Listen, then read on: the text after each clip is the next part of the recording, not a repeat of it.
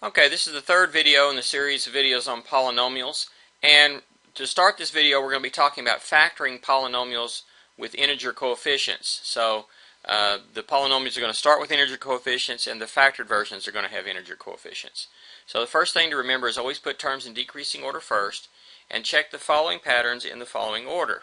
The first one is the common factor factoring, or just the distributive property factoring. Always factor that, always get a common factor out first, find the greatest common factor of each term, of all the terms together, pull that out front, be sure you've got them in decreasing order. If the first coefficient is negative, factor out a negative 1. If no other, or factor out a negative something, a negative common factor. If there are no other common factors, just factor out a negative 1. This will make the polynomial in the parentheses that's left at the end have a positive leading coefficient, and we want to just choose that as a standard form to use. Next pattern to check is difference of two squares. These patterns have a pattern for the problem and a pattern for the answer. The pattern for the problem is it's a binomial, two terms. It must be a difference in the middle, and both the terms must be perfect squares. So in other words, write it out as something square minus something square, like x squared minus y squared, or a squared minus b squared. Parentheses square minus another parentheses square. So if we have 16x to the 6th minus 9y to the 2nd, we see that we can write it as, the first parentheses we can write it as 4x cubed, then the whole thing squared, and then the second part is 3y quantity squared. So we can write it that way. The answer then is a sum and difference pattern. Take what's in the two parentheses, bring them down, once with the plus between, once with the minus between. Now the next pattern is one that doesn't work for quadratics, so we didn't cover this in the last section, but this is a sum or difference of two cubes. So this time it's a binomial. It can be a sum or a difference, either one. Okay, and you want it, but they need to be perfect cubes. So something cubed minus something cubed, or something cubed plus something else cubed. And the answer is a binomial times a trinomial. So let's see how this works. Whatever's in the first, like we'll do this, 27x cubed minus 1. We can write that as 3x cubed minus 1 cubed. By the way, before I do that though, I need to check the other patterns. It's in decreasing order. Factor a common factor, we don't have one. Is it a difference of two squares? Well, it is a binomial difference. The second one's a perfect square, but 27x cubed is not a perfect square. So we can't use that one. So then we tried difference of two cubes. Well, 27x cubed is 3x, quantity cubed, and 1 is 1 cubed. So write it as something cubed minus something cubed. Then what we do here, okay, is we bring down whatever's in the parentheses here comes straight down. The sign comes down in the middle, and whatever's in the parentheses goes here. Then we take this first term and square it here. We take the last term and square it here. So it's almost like a trinomial square there.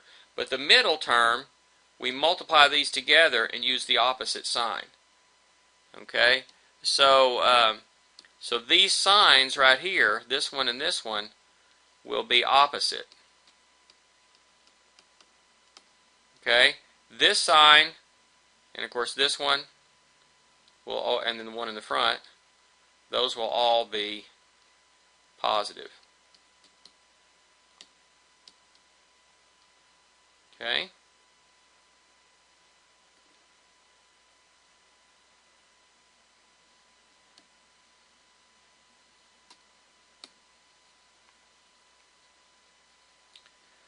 Alright, let's go on to the next one. And this works whether it's a sum or difference.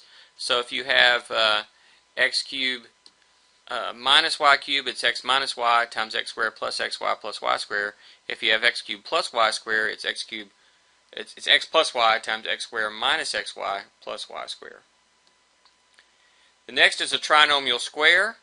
So notice if it's three terms, you can eliminate patterns 2 and 3 just immediately and skip down to this one. So first look for this to see if it's a perfect square of a binomial, a trinomial square.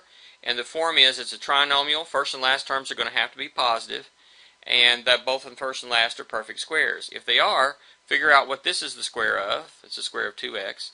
9 is the square of 3.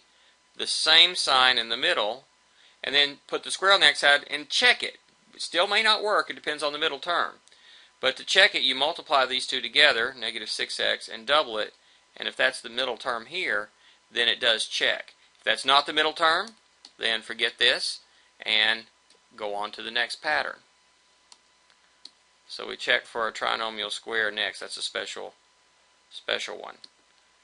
Now the next one, if that fails, then you can do the trial and error or anti-FOIL. It's a trinomial and you break it apart. Now we also learned in our last notes that if you know the quadratic formula, that can help you for a quadratic trinomial how to factor it. But we do the FOIL, we get the f to work, the f part of FOIL here. These are the possibilities that make the f work, and then these possibilities that make the L work. And you got to check the O and the I. And there may be several different combinations to try. You just do some guessing and checking there. Trial and error. Now one more final pattern. If the others don't work, you can try grouping. And if there are 4 or more terms, you can sometimes group them together. Sometimes you can do a 3 and 1. Sometimes you can do 2 and 2 or other groupings. And in this case, a 2 and 2 grouping works. First of all, you need to think of this as addition here. And so we think of it this way: group these together, and we factor a common factor out of the first part of A minus B out of the second, and it works if this factor that's left is a match. So then we factor that out as a common factor, and we see that we got it factored. Okay, so that's another technique that can work. There's also a special case of this grouping that works here. Sometimes you could do 3 and 1. If the 3 makes a perfect trinomial square and the 1 is a minus a perfect square, then what you get here is a difference of 2 squares, and it'll factor again. So always check each factor to see if it can be factored again. If a factor does not factor any further, then it's called a prime polynomial or an irreducible polynomial. So here are several examples worked out. I may not go over every one of these, but this one here, it's in decreasing order. It's definitely not a binomial, so it's not a difference of 2 squares or difference of 2 cubes or sum of 2 cubes. It's not a trinomial square because the last one's not a perfect square. Could be trial and error, and this is the way it works out there. Next one, same thing, kind of trial and error. The next one's trial and error. The next one, the first thing we do is factor out an x square first. Then what's left we can factor. So if we factor the x square out first, we're left with 3x squared plus 17x minus 28. And then we use the trial and error factoring on that part to see if it'll factor some more, which it does. This next one, the example here is actually it's a difference of 4th powers, and it turns out that you think of that as it's decreasing order. Do it as a difference of 2 squares. X square minus 4 square. That's x squared plus 4 times x squared minus 4. X squared plus 4, sum of 2 squares, does not factor, at least in the real numbers. If you go to the complex numbers, it would factor, but not in the reals. And the x squared minus 4 factors, though, as x plus 2 and x minus 2. A to the 4th minus 9a squared plus 20a is a squared minus 5 times a squared minus 4, and the a squared minus 4 factors some more. We could factor the a squared minus 5 if we allowed irrational numbers, but not in the... so we could do it over the reals, but not over the integers. Okay, next one's a difference of 2 squares. Number 8, we rewrite it first in decreasing order. We see a negative leading coefficient, so we know we're going to factor out at least a negative something. In fact, we can factor out a negative 5. Number 9 is important because number 9 shows you why you want to do this in the order that I've done it. You can think of m to the 6 minus 64. 64 is 2 to the 6. So it's a difference of 2 6th powers. You can think of that as a difference of 2 cubes or a difference of 2 squares. You want to do the difference of 2 squares first. Or you'll get to something that can be factored further, but the rules above don't apply.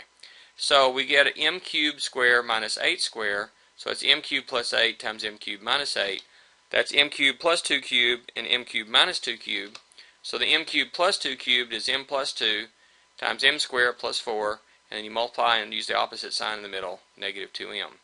the m cubed minus 2 cubed, you bring down the m, the minus, and the 2, so you get m minus 2. Use the binomial to get the trinomial. M squared and negative 2 squared, so that gives you m squared and the 4. To get the middle term, you multiply the m and the negative 2, but then use the opposite sign, positive 2m. Number 10, we factored out an x first. Then what was left was a difference of 2 cubes. Number 11 is a grouping problem. So we group the first two and the last two. The first two we can factor out an x cubed, and the last two we factor out a minus y cubed.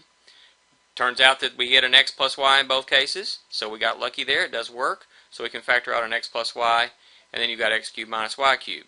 See if those will factor again. Well, not for x plus y, but x cubed minus y cubed is clearly a difference of 2 cubes, so it factors again. And usually when you have this difference of 2 cubes, well, always, if you've done your factoring in the right order, that trinomial that you get should not factor again. You could try trial and error, but you'll be disappointed because none of them will work.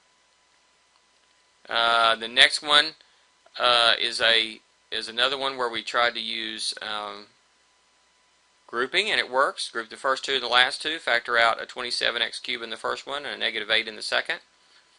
Then you've got an x squared minus 4 in common. So x squared minus 4 is a difference of 2 squares, so it factors as x plus 2 times x minus 2. 27x cubed minus 8 is 3x cubed minus 2 cubes, so it's a difference of 2 cubes. It factors as 3x minus 2 times 9x squared plus 6x plus 4.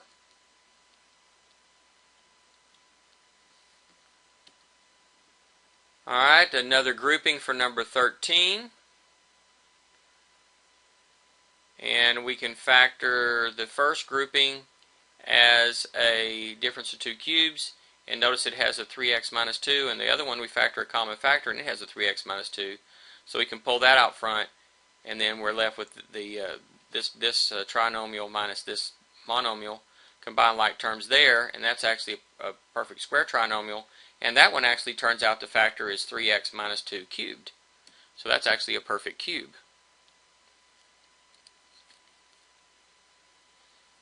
Okay, the next one. Okay, it's a trial and error version, but there's lots of possibilities on this one. It takes a long time to check them all. Hopefully you don't have to check them all. Hopefully you'll come across the right one a little sooner.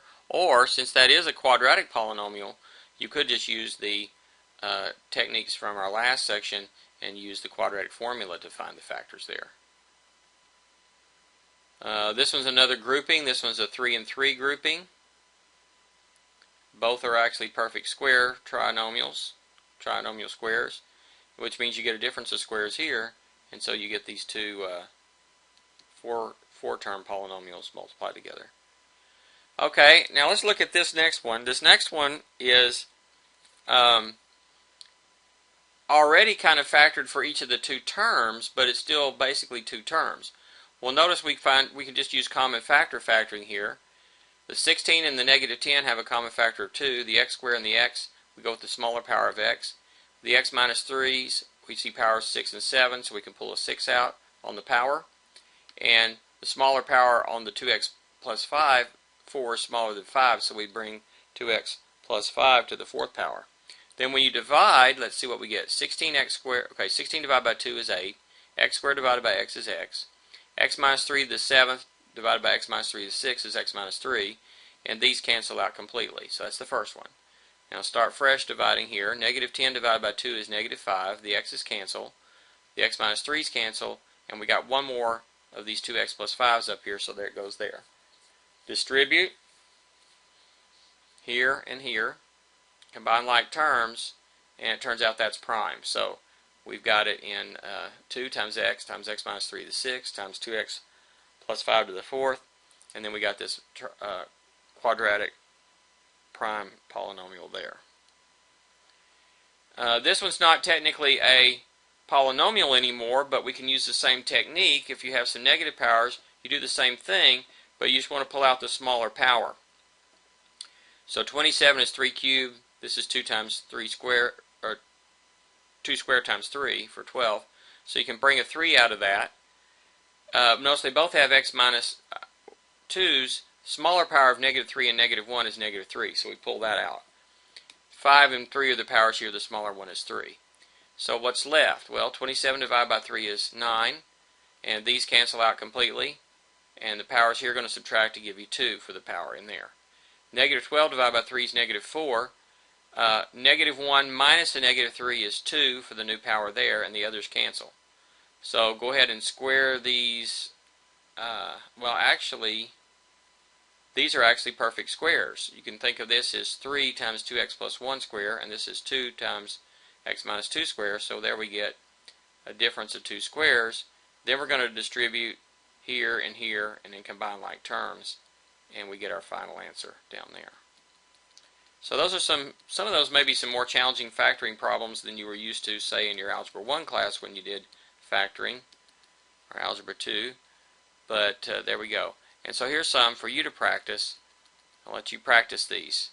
Now, by the way, how can you check these? Well, whenever you get done with one of these, like one of these up here, like how can we check number 5? Now, this doesn't check to see if it's factored all the way out, but if you have a like a TI-84, you can go here and put one side, like we're going to check number 5 there, x to the 4th minus 16 goes in 1, and then the expression you end up with, x squared plus 4 times x plus 2 times x minus 2.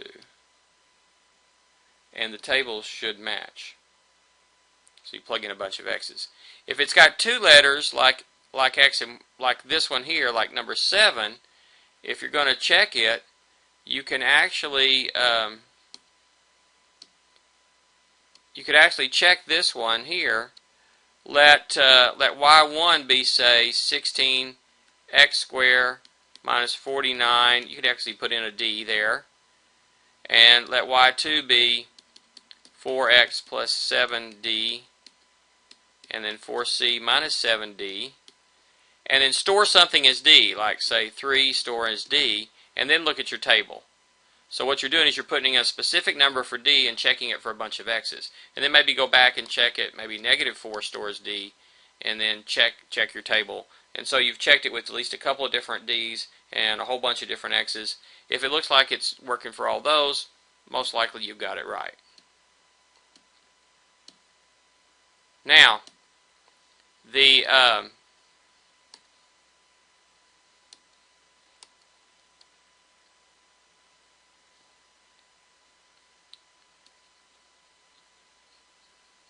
so that will check to see that the two things are equivalent. What it won't check to see is if you've got either one of them in the right form. But for example, if you just left the answer this way, it's going to check. But this last one can be broken down a little bit more there. Okay, so it's at least a partial check to see that on the calculator, which is equivalent to just plugging in a bunch of x's and y's or a's and b's or whatever the letters are and checking it. So I'll let you do these and encourage you to check your answers. So we've gone over a little bit about factoring. We'll come back with our next video and start talking about now polynomial functions. Up to this point, the first 3 videos have been on polynomial expressions. We don't have an equation there. We're just manipulating the polynomials around and doing some different polynomial expressions. Well, now we're going to have polynomial functions where we have y equals a polynomial in one variable, and then we're going to see what characteristics some of these polynomials have. We've actually already studied some of these polynomials, like linear functions, constant functions, quadratic functions are examples of this, but we're going to look at some higher powered ones as well. We'll do that on the next video.